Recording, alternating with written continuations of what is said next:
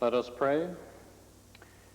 O Lord, we give thanks for the bounty of our province, our land, our resources, and our people. We pledge ourselves to act as good stewards on behalf of all Albertans. Amen.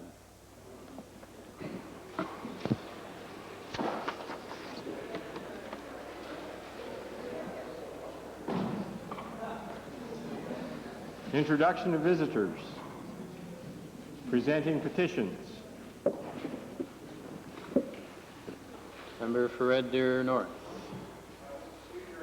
Pleased to present a petition on behalf of several hundred sufferers of TMJ dysfunction, that's temporomandibular joint. They're a support group now that has a provincial association and are presenting their concerns to the minister.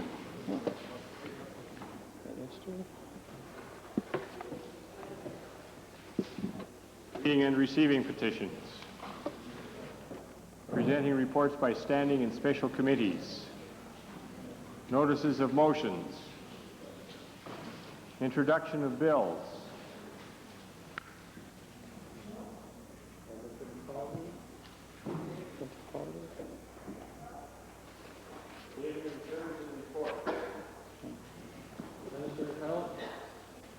The Assembly, the 1991-92 annual report of the Alberta Registered Dietitians Association. As well, I'm tabling the University Hospitals Board consolidated financial statements for the year ended March 31, 92, and I'm pleased to file the actual payments to health units for the fiscal year 1991-92.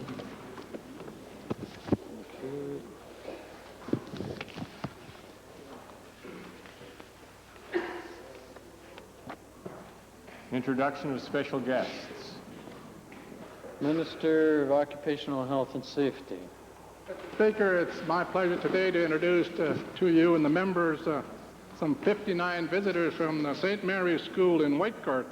They're a group of grade 5 students and grade 6 students accompanied by teachers and parents. They're seated in the members' gallery. I'd ask them to rise and receive our welcome.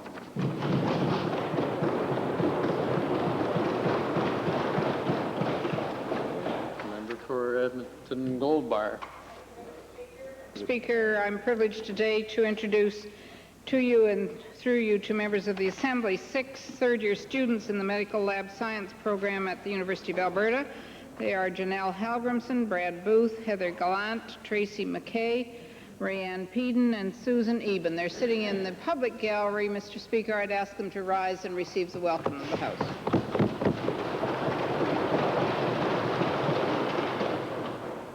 Minister of Family and Social Services, followed. Mr. Speaker, it's a pleasure for me on behalf of the Minister responsible for Technology, Research and Telecommunications to introduce to you and through you to the members of the Legislative Assembly a number of the members of the board of the Alberta Foundation for Nursing Research. The Nursing Foundation was established in 1982 and accordingly is celebrating its 10th anniversary this year. The Foundation administers a funding program which supports nursing research for Alberta nurses. In its 10-year history, the Nursing Foundation has funded significant research projects which have impacted nursing practice and education in Alberta and beyond our borders. Seated in the members' gallery, Mr. Speaker, are Chairman Sheila Embry from Calgary, Drs. Marilyn Wood and Pamela Brink from the University of Alberta, Drs. Janet Storch and Colleen Staton from the University of Calgary, Dean Una Ridley from the University of Lethbridge, Catherine Oberle and Carol Esterbrooks representing the Alberta Association of Registered Nurses, Joyce Baird representing the Alberta Hospital Association, Hosanna Burke representing the Alberta Public Health Association, and Isley Arnold from Lethbridge and Nadia Clark from Peace River, who along with Sheila Embry represent the public. I would ask them to rise and receive the warm reception assembly.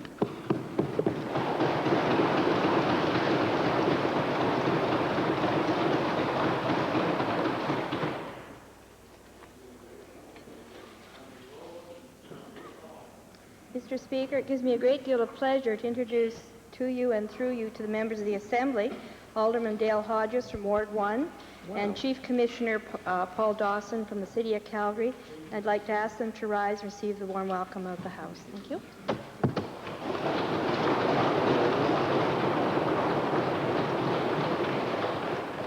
Calgary McCall. Mr. Speaker, gives me a great deal of pleasure to introduce some special guests today. Mr. Speaker, from July 7th to 11th, Edmonton will be the site of a major international conference entitled Healing Our Spirit Worldwide. It's the first of its kind. This conference will bring together over 25 Indigenous peoples from around the world to share their stories and programs of healing and recovery from alcohol and drug abuse. Mr. Speaker, seated in the members' gallery are the key organizers of the conference, and they include Maggie Hodgson, the Executive Director of Nietzsche Institute of Alcohol and Drug Education, one of the sponsors of the conference, Wilfred Willier, Chairman of the Nietzsche Board, and Rod Jeffries, the conference planner. Mr. Speaker, I'd like to ask our three special guests to rise and receive the special welcome of this assembly.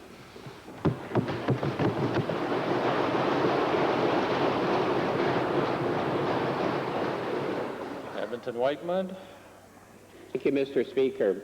Mr. Speaker, I'd like to introduce to you and through you to members of the Assembly two very special guests from Norwood, Bjarne and Inger Eriksson. They're accompanied today in the galleries by my neighbors in Whitemud, Henry, David, and Lorraine Prionslow. They're in the public gallery if they would stand and receive the warm welcome of the House. Norway.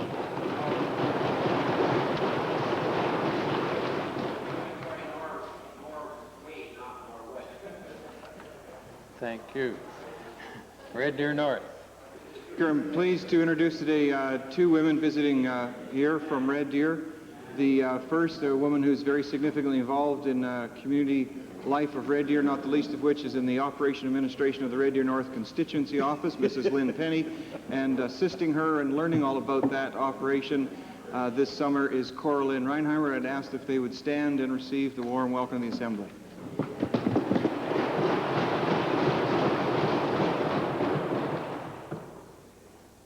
Little Bow. I'm pleased today to introduce maybe the youngest media reporter in the gallery above you in the media gallery, Scott, young son of Joan Crockett with the media up there. And I don't know if you've had as young a reporter in the media gallery before, but would you please welcome him?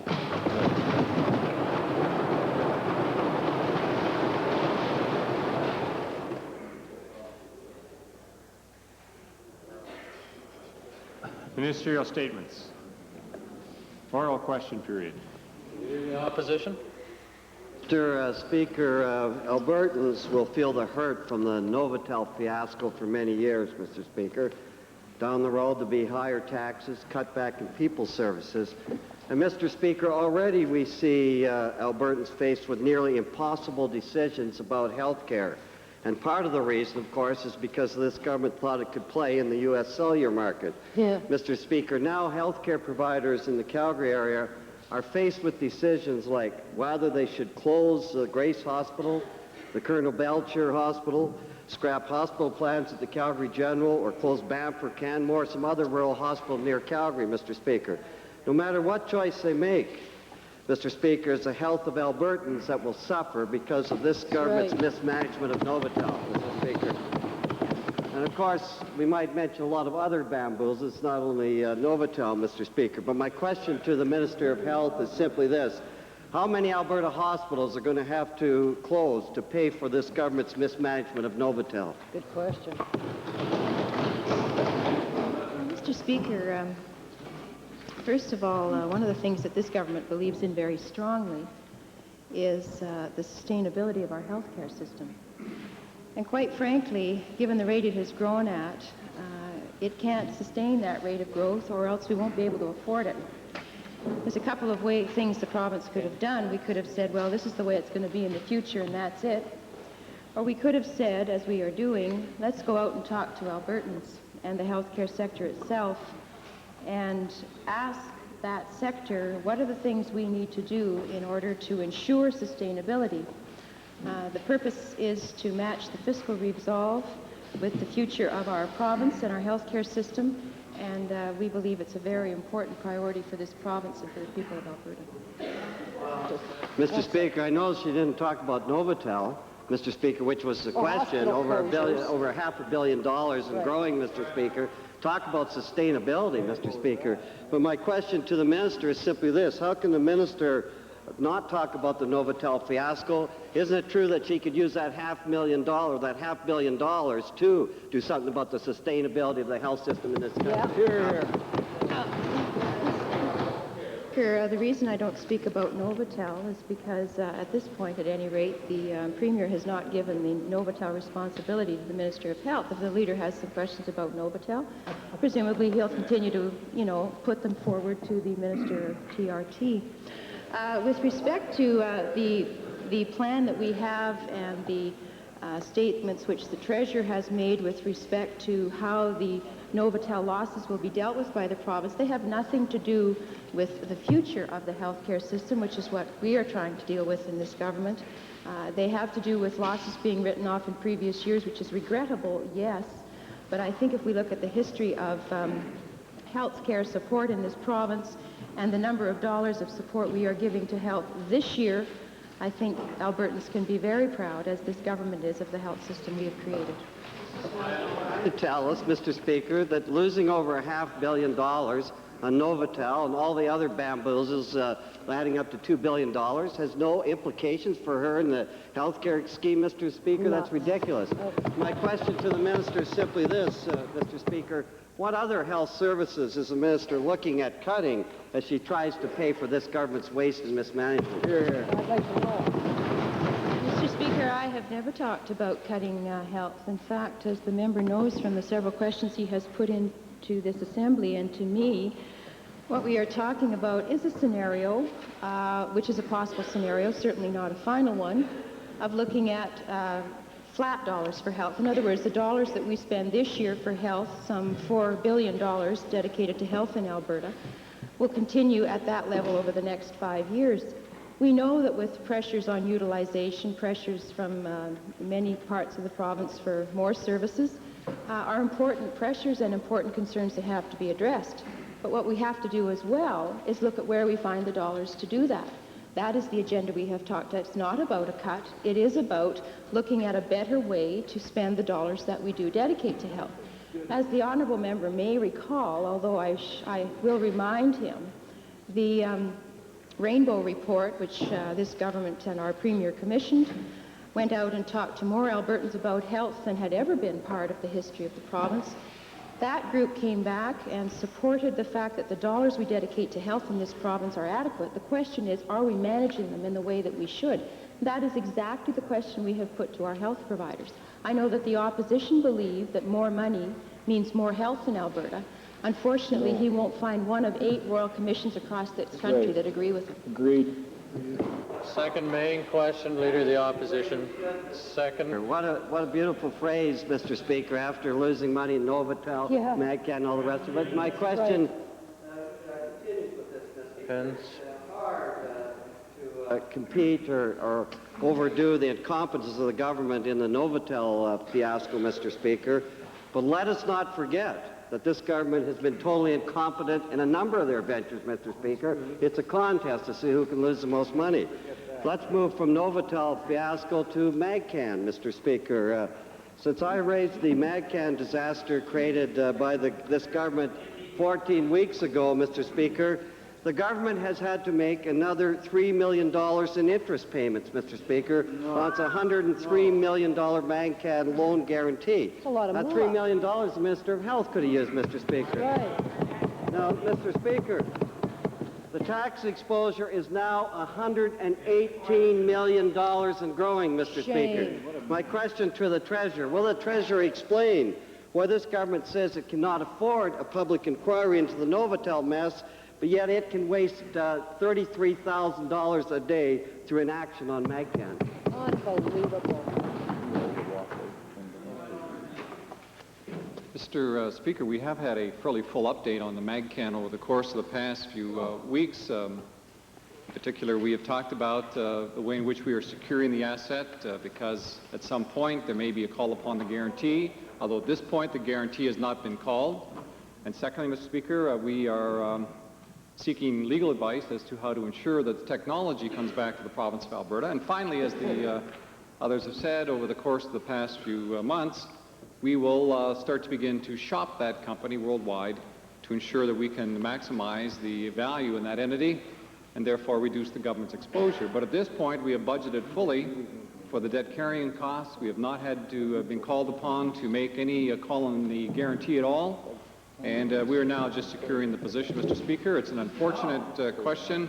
Well, we've negotiated with Alberta Natural Gas in particular, who were the operators of the project, and they operated very professionally in ending their commitment to the project and have, in fact, transferred to the province any rights that they may have had as residual in that entity. Speaker, the point is, while you're dithering away, this is 14 weeks ago, you said in weeks last year that you would have this done, Mr. Speaker, and we're losing $33,000 a day, Mr. Speaker. Now, Mr. Speaker's treasurer alluded to Alberta Natural Gas. They still own the MagCan facility, and they say that they're not holding up the transfer of ownership. We talked to them today, Mr. Speaker.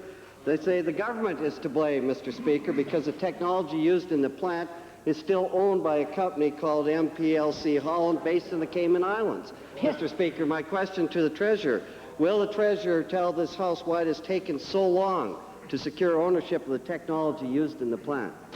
Hear, hear. Mr. Speaker, I just, that question, I said our legal advice is that we're now attempting to secure all the rights to the, both the technology and the plant. ANG have given up their position. The technology is still uncertain, but our legal people are working on it.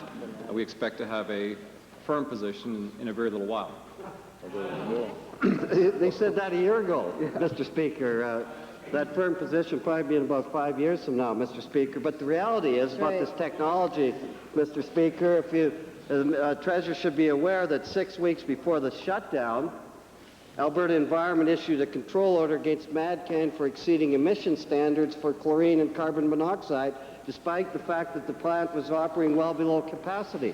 So even if we get this technology, Mr. Speaker, it's probably useless. My question to the Treasurer, will the Treasurer now finally admit the truth to Albertans, instead of hiding, as he did with Novotel and the rest of it, that most of the $118 million will be lost to the taxpayers of Alberta? Down the truth, that's right. Well, Mr. Speaker, again, you hear this rhetoric of despair from the member from Norwood. There's no doubt, Mr. Speaker, that the opposition party is putting the worst face on the MagCan situation and is trying to deny what in fact is happening here in Alberta. Let me say, Mr. Speaker, that this government has had to take some investments. We've had to encourage and participate with the private sector to get the diversification of this economy going. Why do you think that happened, Mr. Speaker? Why do you think we're the only province in Canada that's had real economic growth over the course of the past year? It's because we have had a diversified economy, and it's because we have been generating new jobs here in Alberta, some 200,000 new jobs in this province, and that's why, Mr. Speaker, this economy is better than any other economy in Canada and growing strong.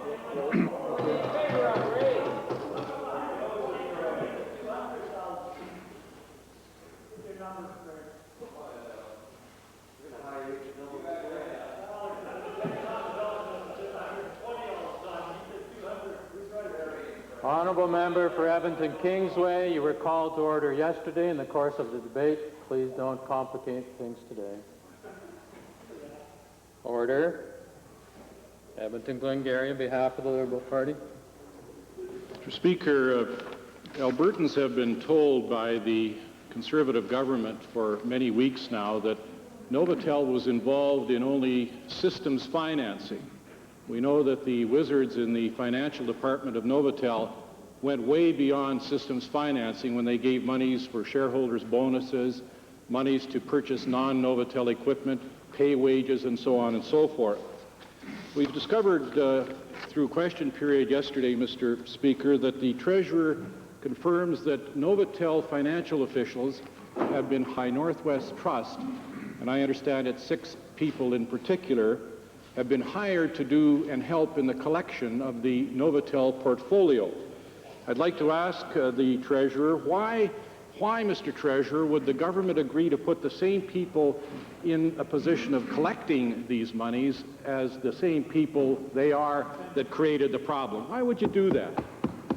Well, the member from Glengarry is just wrong again, Mr. Speaker. You see, in most businesses, there's a separation between the sales force and the collection force. What Northwest Trust has brought on contract has been the collectors. Now, everyone who's been involved in the banking business know that over a period of time, through the economy, you'll find that one bank manager is the guy who puts the money out, and pretty soon another bank manager comes along and starts to collect. Well, in the case of Novotel loans, we now have the collectors in place, Mr. Speaker. Oh, what a ridiculous Mr. Speaker, answer. that's weird. That is weird. Yeah. Let me put the second question to the Treasurer. If Northwest Trust will not be carrying the loan portfolio of Novotel, and Northwest Trust needs to take financial personnel from Novotel, why use Northwest Trust at all, Mr. Treasurer? Exactly. Exactly. Mr. Speaker, we did use Northwest Trust. This is probably one of the few financial institutions which is head office in Alberta, which is owned by Albertans, which employs Albertans, where the economic spin goes to Albertans, Mr. Speaker. You talk about that simple equation, Mr. Speaker. I guess the member from Glengarry would rather that we hired somebody whose head office is in Toronto, because Toronto and Ottawa are calling the political shots for that party, Mr. Speaker.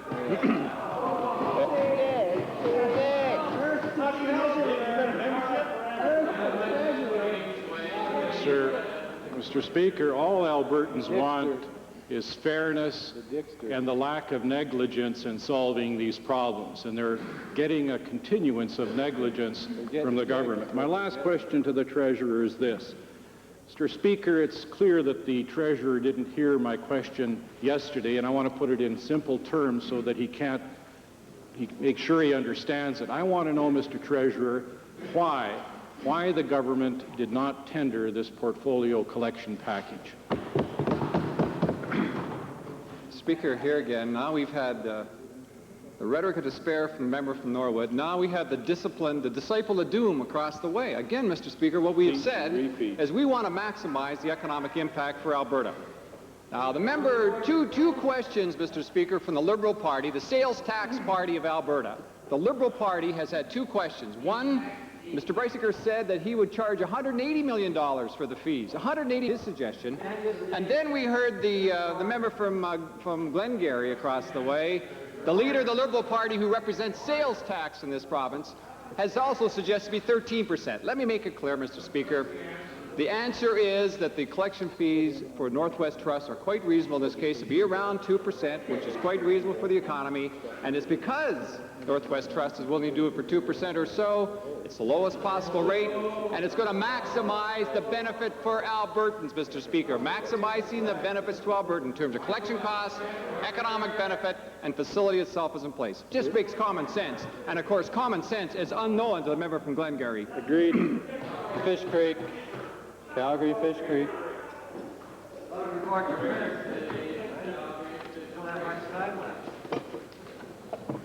Thank you, Mr. Speaker. In her reply to the Leader of the Opposition's first question today, the Minister of Health used the phrase, the sustainability of our health care system. Mr. Speaker, as you may be aware, the Minister recently returned from a meeting of federal and provincial ministers of health and finance. And I'm wondering, can the Minister indicate to the Assembly what information, plans, or agreements she obtained in that national forum that would be relevant to us here in Alberta concerned with the affordability and the sustainability of our healthcare system? Mr. Speaker, first of all, it's nice to be home in Alberta. But I can say that the health and finance ministers met at the instruction of the first ministers to ensure that reform was accelerated across Canada and to ensure that, in fact, we were able to pass off a sustainable healthcare system onto the next generation. It was in that framework that health and finance ministers came together in Hull, Quebec last Wednesday and Thursday.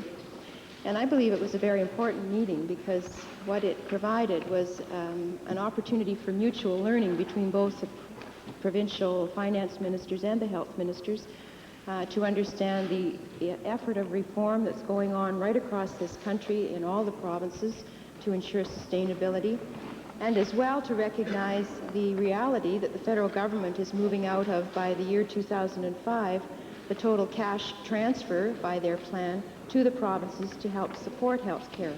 We thought it was important to recognize that each of the groups have an agenda with which we must work on, but it was also important to recognize the interconnectedness of those agendas. Perhaps the provincial treasurer may wish to supplement my response.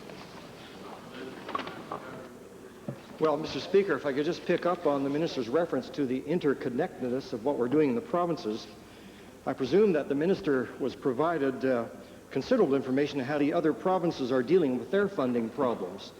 Could the minister make a comparative statement as to the relative strength of our health care system and whether any of their funding initiatives could be considered here in Alberta? I think as health ministers, we're certainly looking to each other to try and identify the things that we're all doing on the major cost drivers in health. Those major cost drivers, as I've indicated before, are technology, capital infrastructure and equipment, and health resource planning. All the provinces, in fact, we have now a national plan, rather, on health resource planning for physicians. I think others will come as we look to how we might link the issue of utilization of our healthcare system with better health outcomes. The whole purpose of the meeting was to ensure that we have a healthcare system that we can afford, that we can continue to ensure we pass on to the next generation. I think there is a lot of learning that can go on. One of the important things that Alberta is doing, I think, differently than the other provinces are, is that we have opted in our province to do a collaborative process where we've attempted to broaden out the decision-making with respect to the change that must occur if we are to keep the process sustainable. Interestingly, in virtually all of the other provinces, they have given up on a collaborative effort where they're going out to ask and simply going out and saying this is the way it shall be. We believe it's an important part of the practice of democracy we've always recognized in this province, that we do it in our own Alberta way. By Edmonton Gold-Bar. People on social assistance who are lucky enough to find a job immediately lose financial assistance for such things as prescription drugs, dental and optical care, and they must pay their own health care premiums. And as many of these jobs are very low paying, many groups, including the Alberta Advisory Council on Women's Issues, are concerned, Mr. Speaker, because the loss of these benefits is a primary disincentive to accepting employment and forces many families to remain on social assistance. My questions are to the Minister of Family and Social Services. Given that this minister promised to introduce a transitional health benefit program by March of 1992, and he has failed to do so, I would like him to please explain when he plans on implementing this very badly needed program. Good point. Mr. Speaker, I'm not sure where the member got her date from, but certainly we indicated as a part of our social reforms in the province, as part of the Supports for Independence program, we recognize that there was a need to be able to extend transitional benefits as it relates to health and dental in particular, Mr. Speaker. We're in the process of implementing those reforms, and that continues to be a part of our agenda, and hopefully too much further, Mr. Speaker. Speaker, the promise was made in the material from the minister, and it stated very clearly that by March of 1992, this minister would implement this particular program. So my supplementary to the minister is, the minister made the promise 2 years ago when he introduced the Support for Independence program. And I'd like to, instead of just being vague and saying we're looking at it, we may implement it in the future, if the minister could please now give these families a specific date when he plans to implement this program. Mr. Speaker, we're not being vague at all. We made it very clear that that was a part of our social reforms, Mr. Speaker. The member knows that the changes that we're making are pretty substantive changes, that we're going through some major steps, some major changes, Mr. Speaker. That's a part of it. And hopefully, as we said all along, we had hoped to have the full program implemented within a 2-year time frame, Mr. Speaker. We're still striving for that. Mr. Speaker, the Minister of Health has explained the discontinuation of the medical stipend program, that it's due to the present fiscal situation we're in. What's not understood, Mr. Speaker, is why some students who had signed an agreement, a contract, stating they'd be paid the full amount of their stipend up to May 1993, have now been told that effective July the 1st of this year, that stipend's cut in half. And I'd like to table the documents, Mr. Speaker, that attest to this. My question is to the Minister of Health. What are these students, some of whom are in the gallery today, supposed to do? Mr. Speaker, I'll go over it a third time in the House because the questions haven't changed.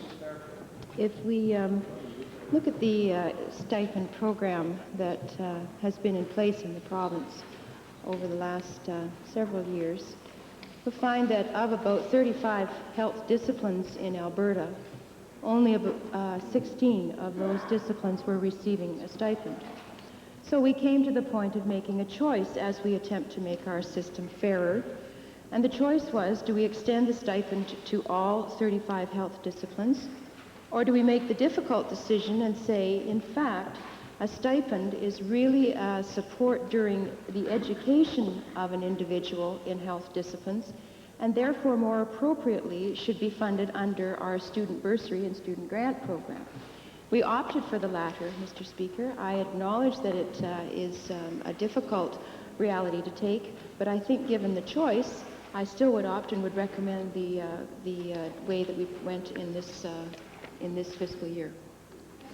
Speaker, some of these students, many of these students cannot get student loans. This is not an option for them. Mr. Speaker, I need to ask the Minister, this is a written contract. This is a contract between the department, the hospital, and the students. Will the government not honor its part of the contract? Mr. Speaker, we are in the process of doing this over this full fiscal year. We believe we've been as fair as possible to students and to the good of the healthcare system. The issue with respect to which receiving stipends from the Student Finance Board is one where an individual must show that they have financial need in order to qualify for the stipend. I don't believe that that's an inappropriate question to be asked of a student in this kind of fiscal situation in the province, particularly when half of the health disciplines weren't receiving any. So it is an issue of fairness. They will not be cut off altogether, except over the phasing in of this fiscal year. We gave them a warning, and I believe it's an appropriate way to proceed. Chris Redcliffe, followed by Edmonton Avonmore.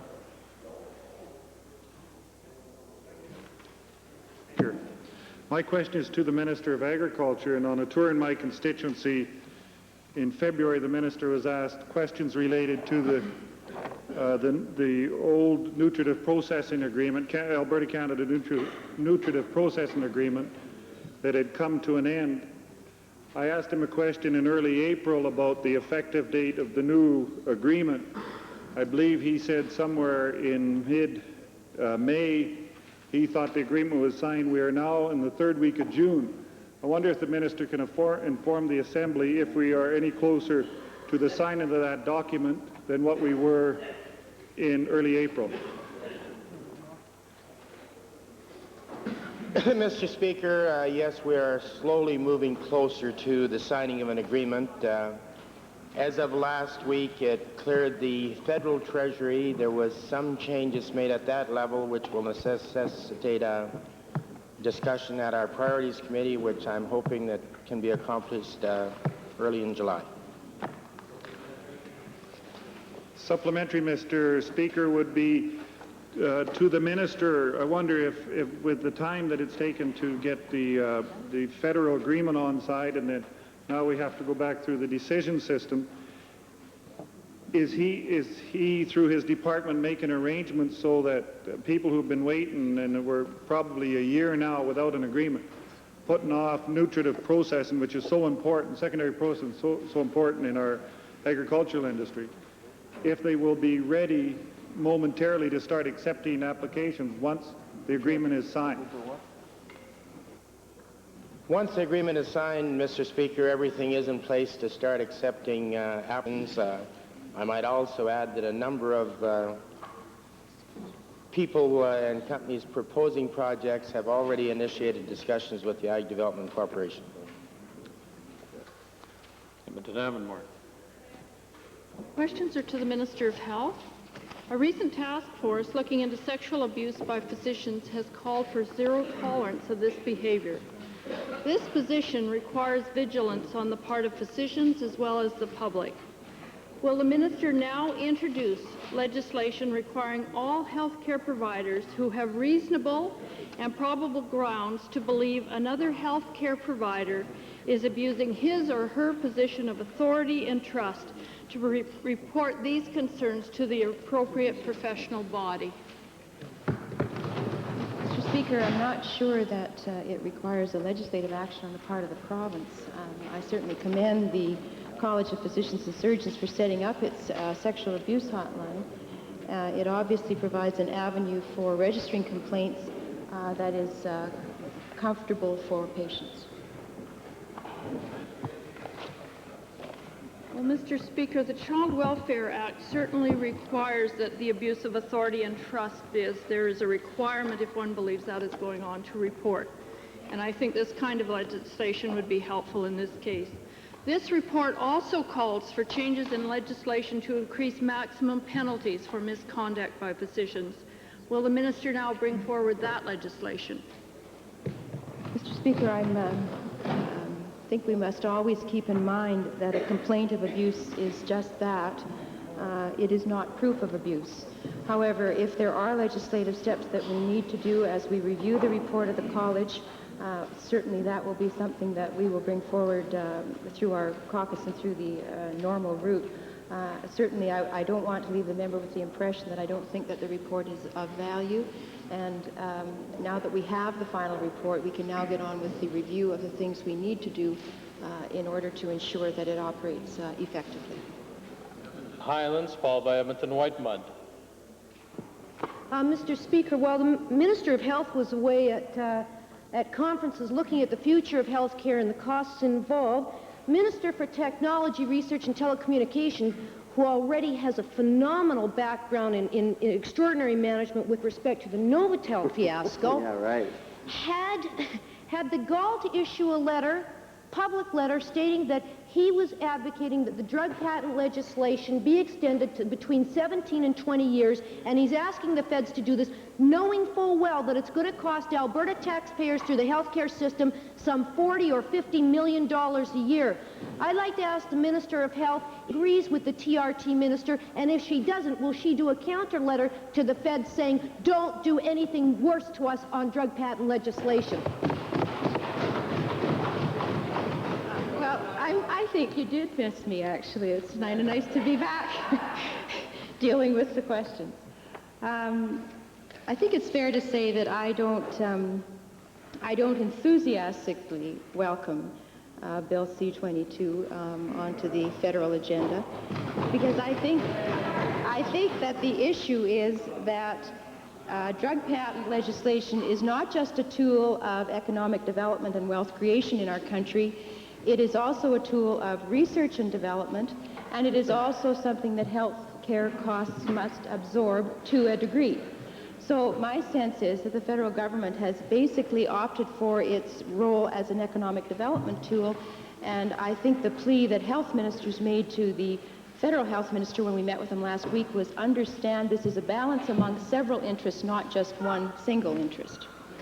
So one of the issues that I think we must look at in Alberta is the need for national pharmaceutical strategy, which the federal minister has promised us as health ministers that he will implement in order to ensure that the price of drugs as part of the health system is kept at a reasonable level. I have no reason to believe he won't do that. I do, Mr. Speaker. He belongs to a conservative government. Mr. Speaker, let me remind the Minister of the facts here. Western Canada, 4 provinces get only 8% of all pharmaceutical R&D in Canada, okay? And it's a shrinking market, Mr. Speaker, not growing. Will the minister now undertake to let her federal counterparts know that the pharmaceutical companies didn't run away when they only had 7-year patent protection? They're not going to run away now. It's the healthcare issue, the healthcare of Albertans and Canadians that counts first, and ask him to drop the nonsense on Bill C-22. You should talk. No, I won't do that, Mr. Speaker, and I'll tell you why. It's not just the issue of new patent drugs coming onto the market that is the contributing factor to the rising cost of drugs as part of the healthcare system, There are other factors at play too, including utilization of healthcare, demography, aging of the population, all those kinds of issues. It is also important, and perhaps New Democrat governments forget this as well, that the issue of research and development, the issue of creating a private sector that can promote new knowledge and creativity in drugs is an important part of dealing with healthier Canadians, which is hopefully our collective goal as governments. And finally, I will, and in fact have spoken to and will confirm in writing my concern, the retroactivity effect of the legislation, because it does go back to December of '92. I think that is extraordinarily difficult for generic drugs that may have been in the system before the legislation was imposed, and I certainly will confirm that in writing, having spoken to the minister in that regard. Edmonton Whitemud. Thank you, Mr. Speaker. Mr. Speaker, last year we saw the Premier appoint his friend and a former Tory candidate to the Alberta Gaming Commission at $250 a meeting. Now today we get a press release issued by the minister responsible for the Alberta Gaming Commission, and at first I thought somebody was pulling my leg, but it's the truth. He's been appointed as chairman at $87,000 a year. Mr. Speaker, to the Premier, when is this outrageous practice of putting pals in high-paid positions going to stop? Mr. Speaker, we've certainly discussed this before in the House. What the government does is assess the candidates and make appointments of those who are most qualified. Were there other candidates? Mr. Speaker, assess the candidate against who? If that's the case, my next question to the Premier, is the Premier prepared to void this appointment and demonstrate integrity by posting the position so that the best candidate gets the job? Mr. Speaker, I understand the honourable member is against barbers for some reason. I guess, Mr. Speaker, it doesn't fit his ideal. But, Mr. Speaker, what has happened is the minister responsible for the Gaming Commission has assessed the candidates. This candidate was vice chairman of the commission and had been a commission member, performed very well in that job, and therefore has all the qualifications for chairman. And I'm very, very disappointed in the honourable member who, in partnership with his leader, managed to get himself hired by the city of Edmonton when he thought he was a perfect candidate, I gather, to be hired into the mayor's office. And surely, Mr. Speaker, the mayor then of Edmonton must have thought that he was a qualified candidate. Right. Where's Rocky Mountain House?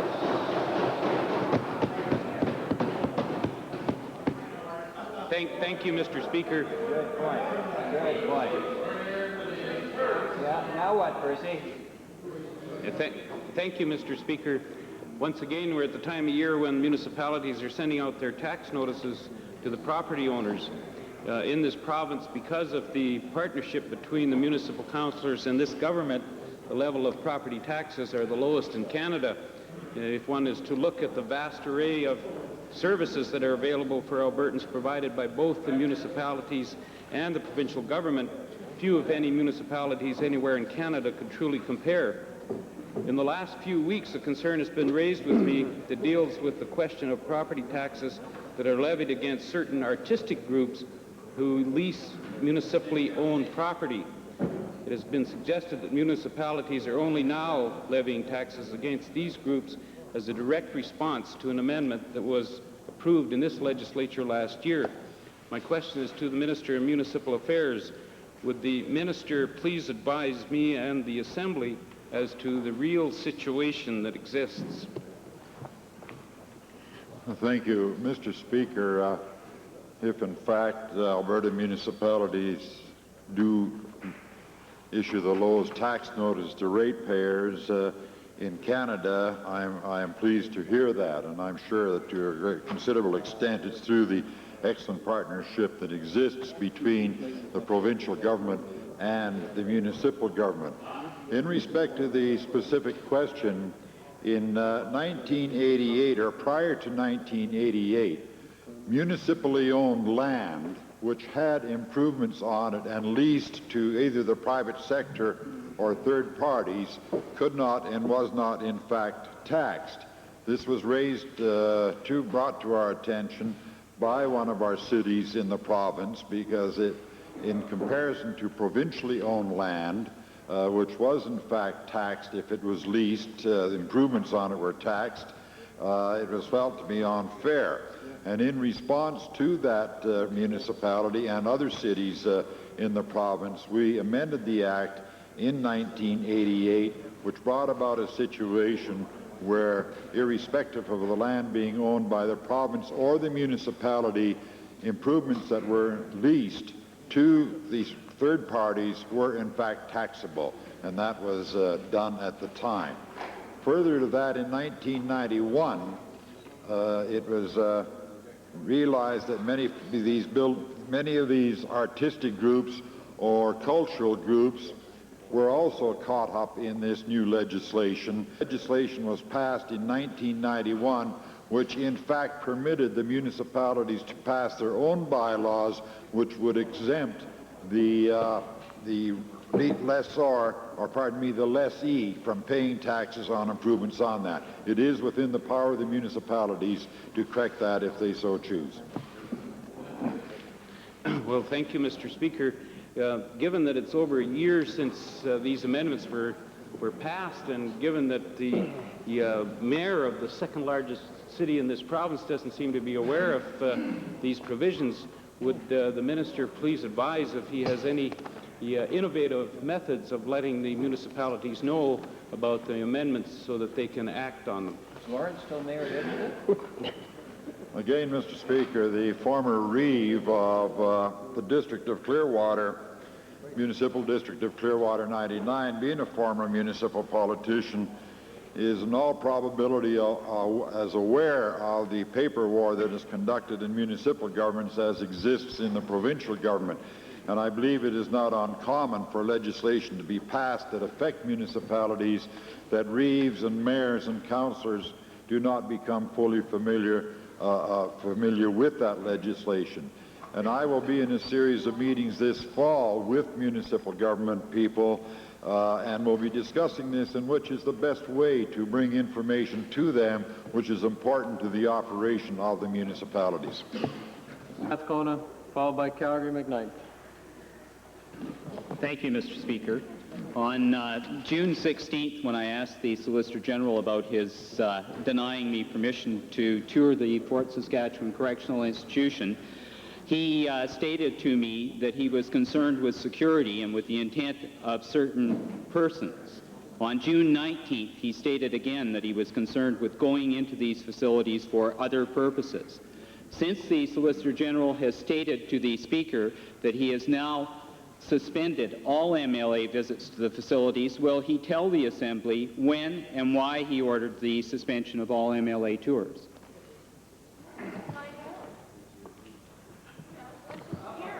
Mr. Speaker, I have dealt with that, and it has been dealt with by this Assembly.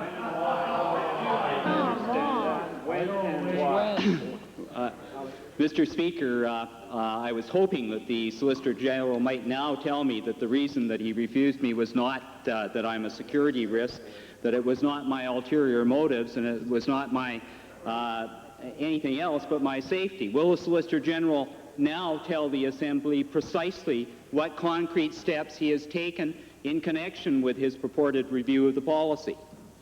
Yeah, let's hear it. Mr. Speaker, as I said that question. Calgary-McKnight. Calgary. You ought to be ashamed of yourself. Thank you, Mr. Speaker. Fire him. He duped the Speaker. Honourable member for Edmonton Meadowlark, stand up please and retract that statement. statement, Mr. Speaker. The chair assumes there's an apology attached to that, honourable member. For the record. Attached to it. Calgary McKnight. Mr. Speaker, the Minister of Education has introduced Bill 41, which deals with a number of items very important to the education system in Alberta. With the exception of Section 23 rights and user fees, there's a growing protest about the lack of consultation with regards to the bill. My question to the Minister is this. No, Stan's questions were entirely different. Calgary McKnight. Calgary McKnight. I'm sure you're well aware and perhaps even relieved to discover that you're answerable to the chair, not to Edmonton Highlands.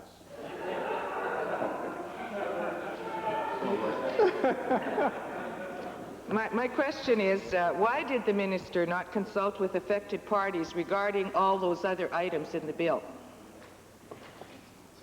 Well, Mr. Speaker, the consultation process on Bill 41 really goes back in some parts over the last 10 years. When I think about the Supreme Court, the Charter of Rights, which put in place Section 23, the discussion over the last 10 years has resulted in a model, a made in Alberta model of management and control of francophones, schools by francophone parents. Mr. Speaker, the school trustees have been calling upon the government to establish an electoral boundaries commission for school boundaries. And rather than taking that top-down, more authoritative approach, what we did was put in place enabling legislation to respond to those needs.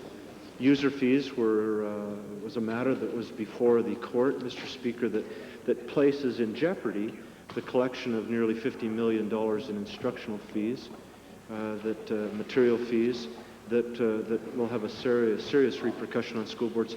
They requested that we make that change. The matter of quorum, Mr. Speaker, was something that school trustees had come to the government on several times. It's a vexatious issue for several school boards. We were responding.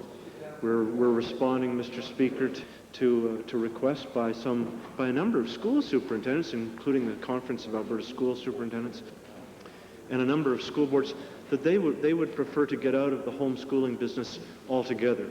And Mr. Speaker, what we're doing is responding to those people as well as many homeschooling parents who've requested that they have the opportunity to go to accredited private schools to have their home education program overseen. So, Mr. Speaker, virtually every single clause in that legislation is there in response to requests by school boards, by teachers, and by several other stakeholders in this province. Superintendents and trustees are calling me who haven't even seen this bill, and they are quite furious that they don't feel they've been consulted. I agree with the Minister. The consultative process for Article 23, parents, and user fees produced consensus and widespread support. So why didn't the Minister use the same process for the other items? My second question is, will the Minister delete all items in the bill except governance and user fees until he has consulted with other stakeholders?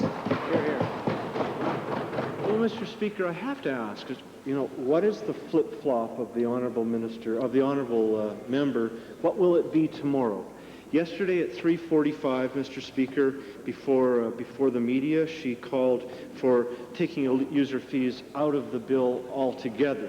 And then at 4:30, she released a press release calling for legislation to deal solely with minority language rights and user fees.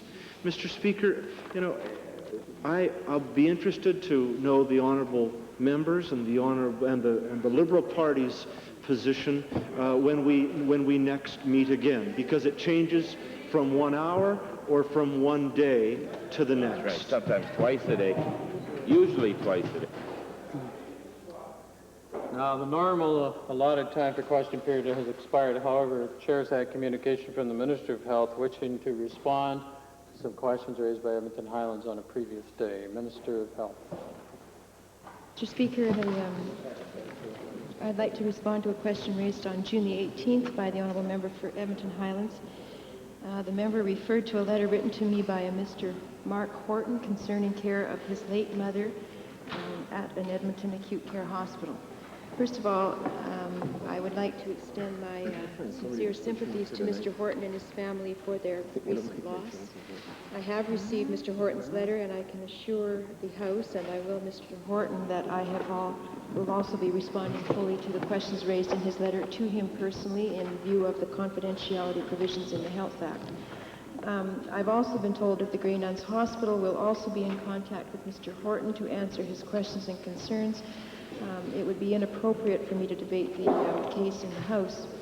The member for Highlands also raised the question as to whether the Canada Health Act had been violated in this manner. The information that my department has received and which they have passed on to me indicates that no such violation has occurred in this case.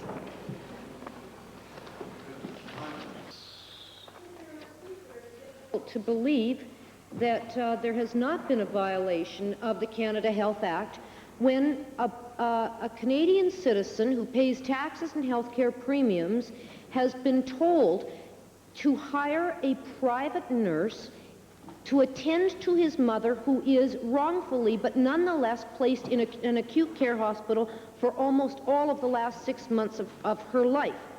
My question to the minister is, will she undertake now to find out how frequently people are being asked to subsidize the hospital system out of their own pockets by having to hire private nurses to attend to patients during the night shift? Mr. Speaker, I won't make that undertaking with the honourable member, and nor do I believe it is right to be provoked into discussing circumstances that the honourable member is not aware of in this particular case, and I will not be provoked into it because it would be a disservice to my portfolio and the oath that I took.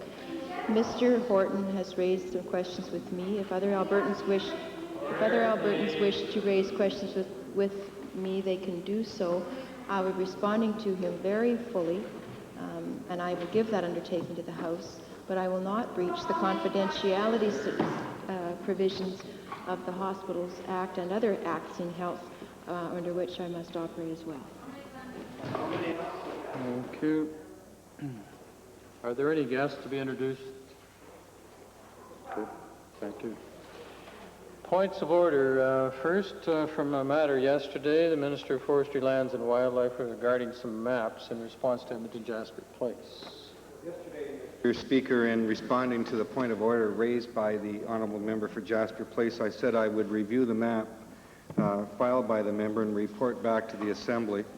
And today I'm pleased to file with the Assembly a current, totally accurate map indicating the critical wildlife habitat areas that the government received in the Three Sisters Crown Land Exchange. And Mr. Speaker, if I may make two brief comments with respect to the maps in question. First, I'd like to say in comparing the map I'm filing today with the map the member filed yesterday, it's clear that the government secured all of the land identified for wildlife habitat area that was on the member's map, with the exception of a very small amount that was designated as private land. And secondly, we obtained critical wildlife habitat from Three Sisters in addition, Mr. Speaker, to the land that was identified on the member's map. And so to sum it up, Mr. Speaker, the member's implication that we promote commercial development without giving very serious consideration to critical wildlife habitat is, as this map shows, totally inaccurate, and I stand on my statement of Tuesday.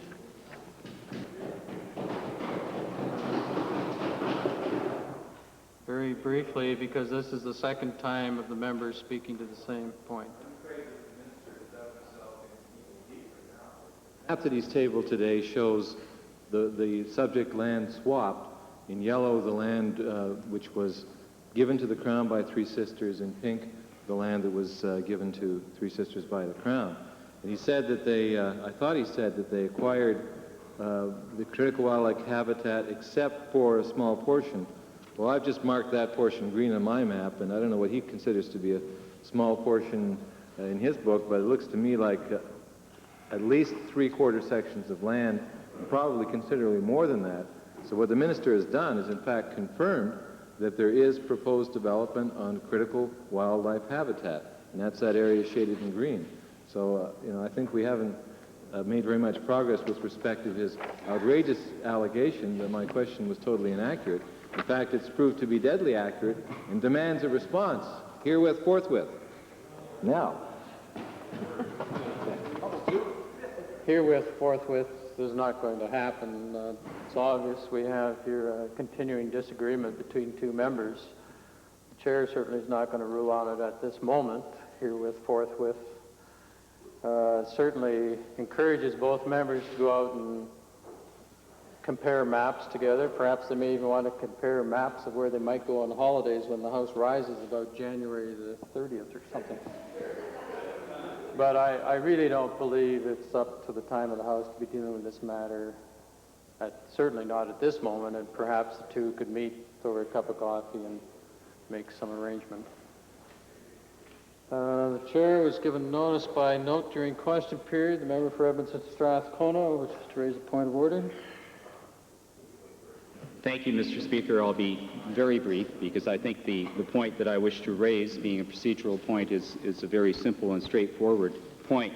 I rely, Mr. Speaker, on Standing Order 15, subsection 6, which read the relevant portion of which read, Mr. Speaker may allow such debate as he thinks appropriate in order to satisfy himself whether a prima facie case of breach of privilege has taken place, and Standing Order 11, subsection 1, with respect to the Speaker not being part of a debate before the Assembly. Mr. Speaker, my point is a question of procedure. I'm not challenging the ruling that you gave yesterday regarding the Solicitor General's denial of my access to the Fort Saskatchewan Correctional Institution. What I'm questioning, however, is the procedure with respect to the matter. My concern is in relation to, as I've notified you, Mr. Speaker, the portion of your ruling wherein it states the Solicitor General's decision to put in abeyance all visits while he reviews the existing policy.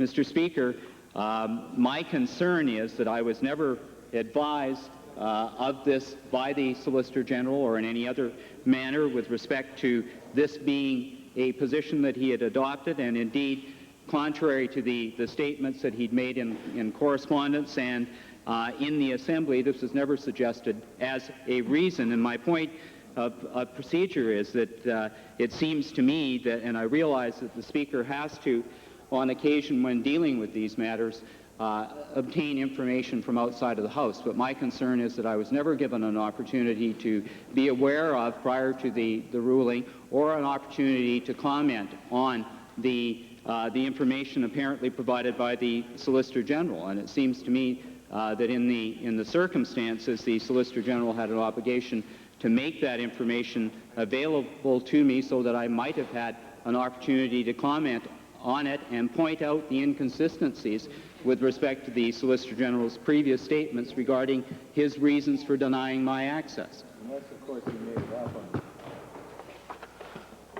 Well, thank you, Honourable Member, but if you say that's not challenging the decision, it comes precious close to it. The matter is simply this, which has occurred in previous instances of purported points of privilege. But the chair does indeed have the right to request further documents. And as a matter of fact, in this case, I requested of yourself, and you were kind enough to provide a copy of a letter. And in this case also, the chair requested documentation from the Solicitor General in an attempt to be absolutely fair in making the decision. Not only that, the chair took an extra amount of time to be certain that we could handle all aspects of the issue. Therefore, this is not a point of order, and the whole matter rests. During question period today, Edmonton Whitemud on a point of... Citation Standing Orders 23I and Beauchesne, Section 417. 23I, of course, refers to imputing false motives, and Beauchesne 417 makes reference to answers should not provoke debate. And there's 2 points that I want to raise on this matter, Mr. Speaker. First of all, when the Premier made reference that I was putting down barbers.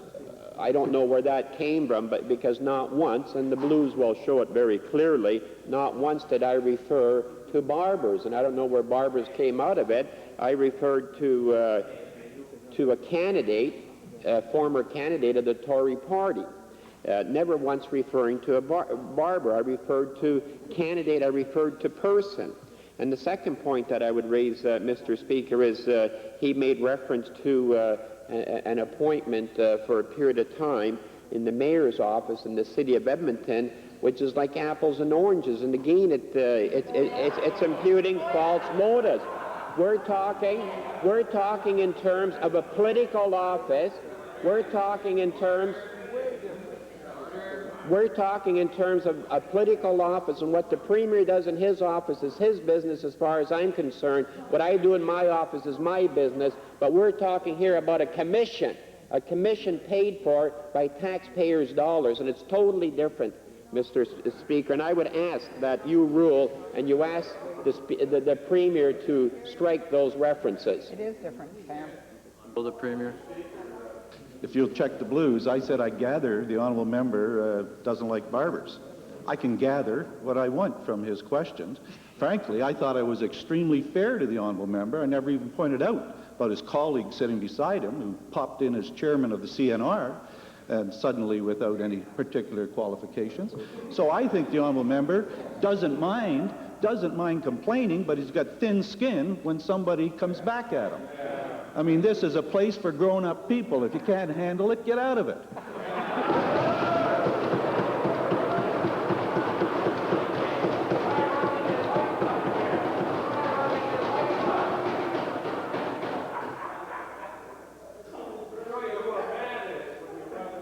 On this point of order, be very interested.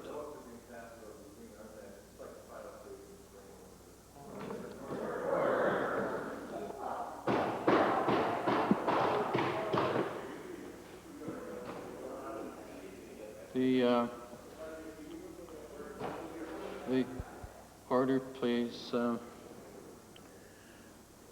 chair is in the midst of contemplation and trying to figure out the exchange that took place, and therefore we'll have to take a look at the blues. But it's at the moment it seems to be quite an interesting interpretation of what a point of order is.